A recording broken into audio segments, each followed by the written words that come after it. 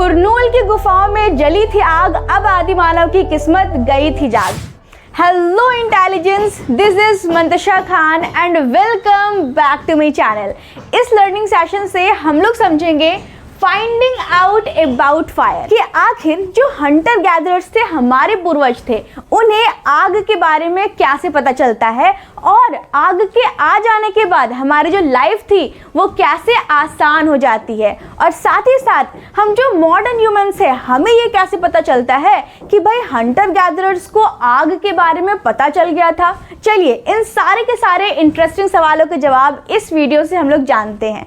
तो अब तक जो हमारी पूरी कहानी चली आ रही थी ना कि हंटर गैदरर्स कौन थे, वो एक जगह से दूसरी जगह क्यों मूव करते थे, हमें उनके बारे में कैसे पता चला, वो कहाँ रहा करते थे। अब इस कहानी में क्या है ना, थोड़ा सा ट्विस्ट आ जाता है। ट्विस्ट ये है कि अब हमें ये पता चलता है कि भाई जो हंटर गैदरर्स थे उन्हें आग भी जलाने आ गया था। ठीक है, तो पिछले वीडियो में हम लोगों ने क्या पढ़ा था, भीमबेटका एक इम्पॉर्टेंट साइट को समझा, हुंसगी को समझा। और इस वीडियो से हम लोग क्या करेंगे, तो कुरनूल केव, ये वाला जो है ना कुरनूल केव, इस इम्पॉर्टेंट साइट को इस वीडियो से हम लोग समझने वाले हैं। तो सबसे पहले चलिए क्लियर करते हैं कि साइट आखिर होती क्या है।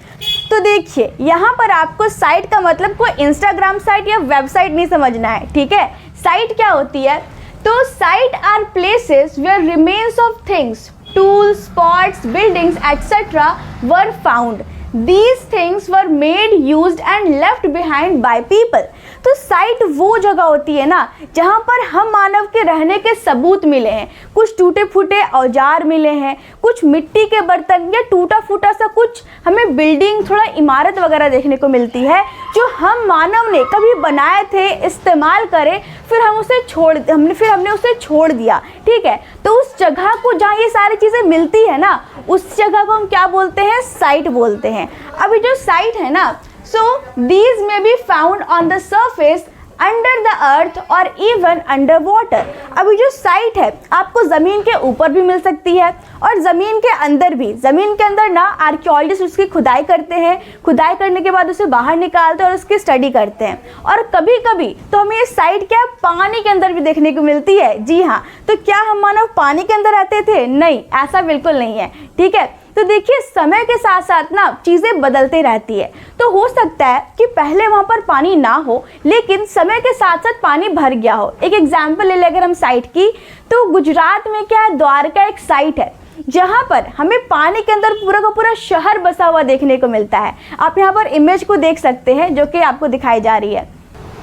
चलिए अब बात कर लेते हैं एक इम्पॉर्टेंट साइट कुरनूल केव्स के बारे में। आखिर हमें यहाँ क्या मिलता है। ठीक है, तो traces of ash were found in the Kurnool caves. तो कुरनूल की गुफाओं में हमें क्या मिले, राख के सबूत मिले हैं। अब आग जलाई गई होगी तभी तो वहाँ राख मिले हैं, है ना। तो इसलिए क्या है, आर्कियोलॉजिस्ट को वो राख मिले हैं जो ये बताती है कि हाँ भाई जो हंटर गैदरर्स थे ना, उन्हें आग के बारे में पता था, आग की डिस्कवरी हो चुकी थी।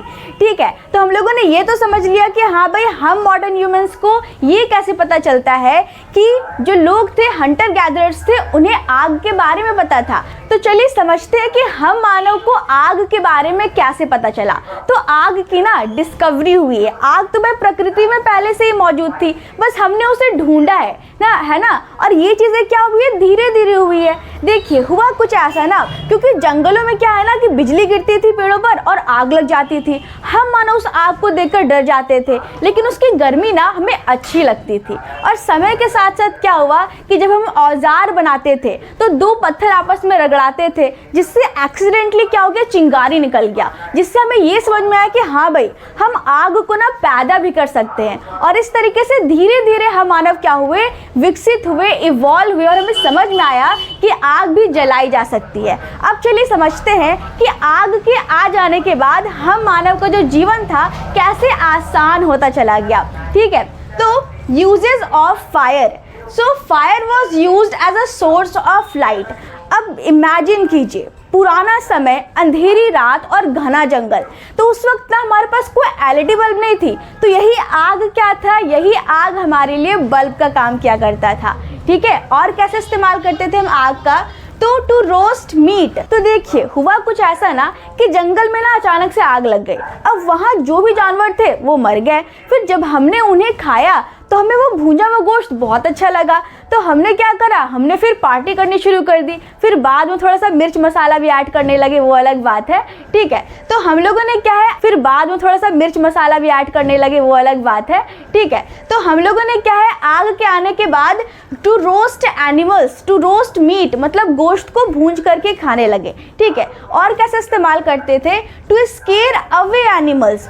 अब देखिए, पुराने टाइम पर जब आग नहीं थी तो हम मानो बिल्कुल डर डर के रहते थे, भाई कभी भी कोई भी जानवर आकर के अटैक कर सकता है हम पर, ठीक है। हम पेड़ों के पास छुप करके सोते थे। लेकिन जब आग आ गई ना, तो हमने मशाले जलाकर भाई चीता भालू को बोला, चल निकल यहाँ से। अब हम इंसान जमीन पर आराम से सुकून से सो सकते थे मशालों को जलाकर। इस तरीके से क्या हुआ ना, हमारी लाइफ काफ़ी आसान हो गई आग के आने के बाद, ठीक है। तो ये हम लोगों ने पुराने यूजेस देख लिए। आज की अगर हम बात कर ले कि आज हम कैसे आग का इस्तेमाल करते हैं, तो आज क्या हम देखते हैं कि बर्थडे कैंडल के लिए इस्तेमाल करते हैं। आज क्या है, तो आग से आज क्या है, मेटल वगैरह पिघलाए जाते हैं, जैसे कि लोहा हो गया, उससे बहुत सारे सामान बनते हैं। और भी हम क्या देखते हैं, तो कोयला वगैरह को जलाया जाता है जिससे इलेक्ट्रिसिटी प्रोड्यूस होती है ना। तो पुराने ज़माने के मुकाबले अभी हम मानव थोड़ा सा विकसित हो चुके हैं, ठीक है। और एक चीज़ और, आप ये कैसे याद रखिएगा कि कुरनूल केव में हमें राख के सबूत मिले हैं, ठीक है। वहाँ पर आग जलाई गई थी। तो मेरे पास एक ट्रिक है, ट्रिक ये है, कुरनूल की गुफाओं में जली थी आग, अब आदि मानव की किस्मत गई थी जाग। तो मुझे उम्मीद है कि पूरा का पूरा टॉपिक आपको मज़ा आया होगा, मज़े से आप लोगों ने पढ़ा होगा। और अगर कोई भी डाउट है तो आप कमेंट सेक्शन में पूछ सकते हैं, कमेंट सेक्शन आपका इंतज़ार कर रहा है। और नेक्स्ट वीडियो में, जो कि एक इम्पॉर्टेंट वीडियो लेक्चर होने वाला है, पैरालिथिक, न्यूलिथिक और मेगालिथिक हम लोग समझेंगे एज के हिसाब से बहुत ही अच्छे से। और अगर आपको वीडियो अच्छी लगी हो तो लाइक और सब्सक्राइब करना ना भूलें। और इसी तरह से आप अपने माइंड को रिफाइन कीजिए और लाइफ में शाइन कीजिए। Thank you very much.